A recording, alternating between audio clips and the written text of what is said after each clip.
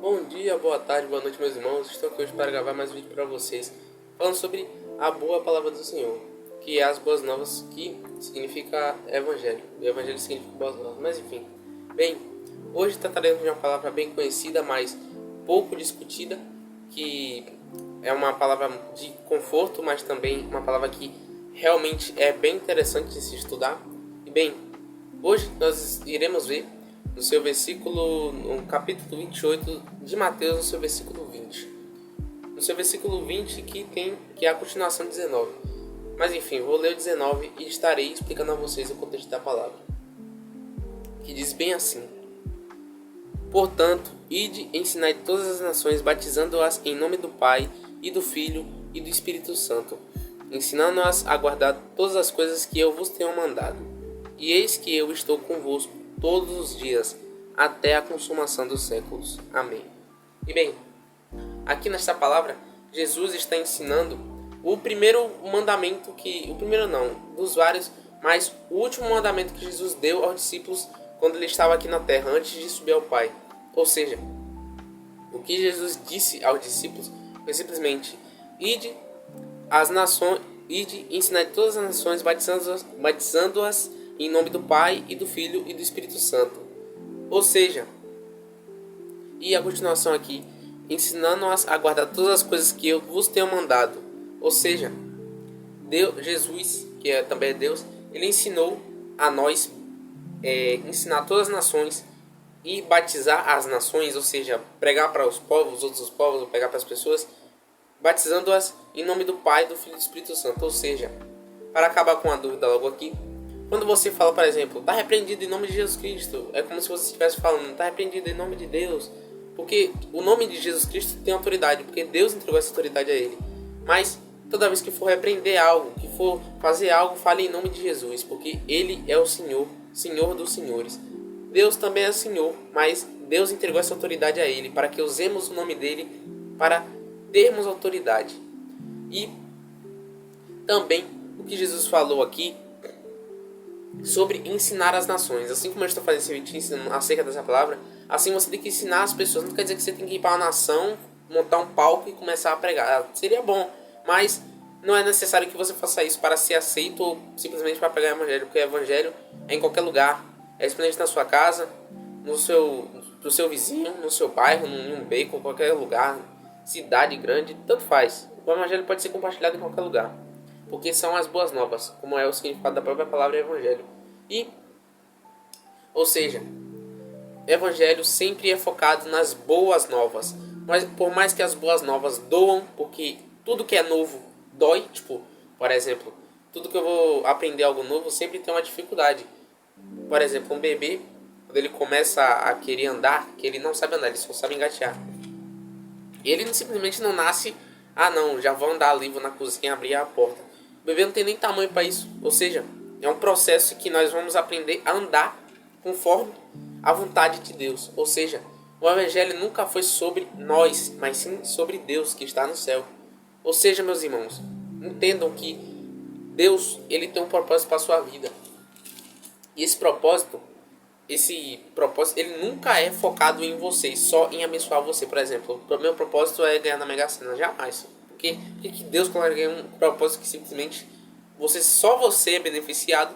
E além disso, você pode se corromper por causa do dinheiro, ou seja, você vai adorar Mamon. E Deus já sabe disso, Deus já viu o futuro mesmo. Ele está no seu passado, no seu presente, no seu futuro. Ou seja, não adianta dizer, não, se eu ganhasse dinheiro, eu ia ser humilde, você não ia dar aos pobres. A primeira coisa que a gente faz como ser humano, sendo vaidoso, soberbo, orgulhoso e egoísta, não sei se você tem alguma coisa dessas coisas, é simplesmente pegar o dinheiro e não, vou embora dessa cidade, oxe, deixa pra lá esses pobres aí, deixa pra lá esses mendigos, e eu vou seguir minha vida, que eu tenho que aproveitar. E é simplesmente isso, a nossa vida, nós seres humanos somos assim, infelizmente. Mas com Cristo é diferente. Porque quando se tem um propósito, o propósito nunca é para você, e sim para as pessoas. Você é abençoado, mas você é abençoado para continuar abençoando. É algo contínuo. É como se fosse uma trilha. Essa trilha tem cada pontinho. Você é o primeiro pontinho. Deus te abençoa e a trilha tem que seguir, como se fosse um rio fluindo. E o rio tem que bater em todos os pontinhos para abençoar todas as pessoas que estão lá na frente. Ou seja, a bênção nunca vai ser focada só em você. você vai ser abençoado, que bom, você vai ter felicidade, isso é bom, mas sempre foque também nas pessoas, que as pessoas, meus irmãos, elas são o foco do evangelho. Nós precisamos resgatar nossos irmãos, precisamos saquear o inferno para povoar o céu. E o que eu digo roubar o inferno não quer dizer que você vai ter que ir no inferno e pegar todo mundo, porque isso Jesus, ele já fez, mas enfim. Ou seja, nós temos que tirar as pessoas do caminho do inferno e direcionar para o céu. É dizer, é como se fosse as pessoas estivessem indo no caminho errado e você estivesse indo na contramão e estivesse avisando, apontando para a cruz. E algumas dessas pessoas, infelizmente, muitas vão recusar, mas algumas vão querer vir. E o que importa é que as que querem vir, as que não quiseram, também importam, porém, elas escolheram o pior caminho e tiraram a conclusão que o inferno é melhor para elas, porque elas acham que, por mais os prazeres, por mais de tudo, essa é a melhor vida. Mas, meus irmãos, entendam que o melhor caminho da vida não é aquele que você só tem prazer e aquele que você só faz a sua vontade. O melhor caminho da vida é simplesmente Jesus Cristo. E simplesmente, muitos pensam aqui que eu estou pregando assim, parecendo que eu estou sendo forçado, ou que simplesmente eu prego por crédito, por dinheiro. Não, eu não prego por crédito, por dinheiro. Eu prego porque Deus me mandou pregar. Porque Jesus, ele mandou os discípulos pregar. E eu sou um discípulo de Jesus. Você é um discípulo de Jesus. Se você quiser realmente ter uma vida plena, porque a salvação não é só focada em você ir para o céu. A salvação é sobre ter uma vida plena. Ou seja, plena de saúde, plena de paz, plena de ser cheio do Espírito Santo, plena de ser cheio da presença de Deus. Ou seja, nunca foi sobre você só lutar contra o pecado e simplesmente você ter como se fosse um ticket aqui, meu ticket vai pro céu. E é isso, não. É ter uma vida plena. Então, se você estiver na luta contra o pecado, contra, sei lá, um vício ruim, não sei o que você tem, meu irmão, entenda que lutar contra o pecado é mais que a nossa obrigação. Por mais que isso pareça duro, mas é a verdade, não tem o que fazer. Lutar contra o pecado é mais que nossa obrigação, mas você não precisa fazer isso sozinho. Você não precisa carregar esse fardo sozinho. Você pode entregar ele a Deus agora mesmo. Vai em uma oração íntima, você e Deus. Qualquer lugar onde você está, entrega essa luta para Deus. Que quando a gente compartilha com as pessoas o nosso peso, a nossa carga, simplesmente o peso alivia mais. É como se fosse compartilhar carga. Por exemplo, estou carregando 10 quilos.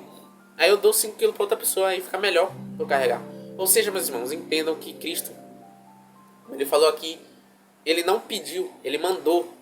Aqui, como ele disse, ide, ou seja, vá. Ele não disse, por favor, poderiam ir pregar, não, ele falou, vá, vão pregar o evangelho, ensinar e batizar todas as nações em nome do Pai, do Filho e do Espírito Santo. Ou seja, preguem em nome de Jesus, porque Deus, ele é um só. É a Trindade que se concentra em um só Deus, é um só Deus. Como Paulo falou. E a continuação aqui do versículo 20, que diz bem assim, ensinando-as a guardar todas as coisas que eu vos tenho mandado, e eis que eu estou convosco todos os dias até a consumação dos séculos. Amém. E terminando o que eu estava explicando sobre o que Jesus está falando, ensinando-as a guardar todas as coisas que eu vos tenho mandado, ou seja, somente pregue o que Jesus te falou, não fique enrolando, criando discussão, não, é porque minha vida, assim. Tudo bem você dar um testemunho seu, mas não fique acrescentando coisas humanas ao evangelho, porque sabedoria humana é diferente da sabedoria de Deus, a sua sabedoria é diferente da sabedoria de Deus que vem do alto, como está escrito lá em Tiago. Ou seja, meus irmãos, entendam, somente fale o que o Espírito lhe conceder, e não fale mais do que você deve falar. É como se você estivesse colocando um cargo maior ainda do que você deve suportar. Então você está colocando uma pedra gigante em cima de você mesmo. E também em questão a isso, aqui como continua o versículo, e eis que eu estou convosco todos os dias até a consumação dos séculos. Amém. Ou seja, Cristo prometeu, e quando Cristo promete, o próprio Deus promete, ele cumpre. Ou seja, Cristo ele está comigo aqui agora, ele está atrás de mim.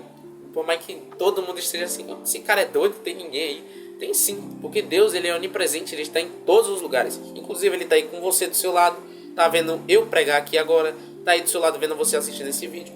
Ou seja, meu irmão, entenda que Cristo é onipresente. E não é porque ele é onipresente que ele vai ficar quieto aí. Tudo que você precisa fazer para simplesmente ele se manifestar a você, é você invocar o nome dele. É simplesmente ficar, não influenciar, mas pedir a Deus um favor. Ou seja, você buscar a ele todos os dias para que ele se manifeste. Ele não é obrigado a se manifestar. aonde não é chamado. Então você tem que clamar. Clamar não significa gritar, não, vê a Deus, não. É simplesmente clamar, é simplesmente pedir a Deus, Deus, por favor, Senhor, se manifesta a mim. Eu te peço isso, Senhor, eu quero viver extraordinário com o Senhor. Ou seja, é uma conversa sincera com Deus. E sobre conversa sincera, não estou falando para você simplesmente ir na oração, vou fazer sinceramente meus pedidos. Não.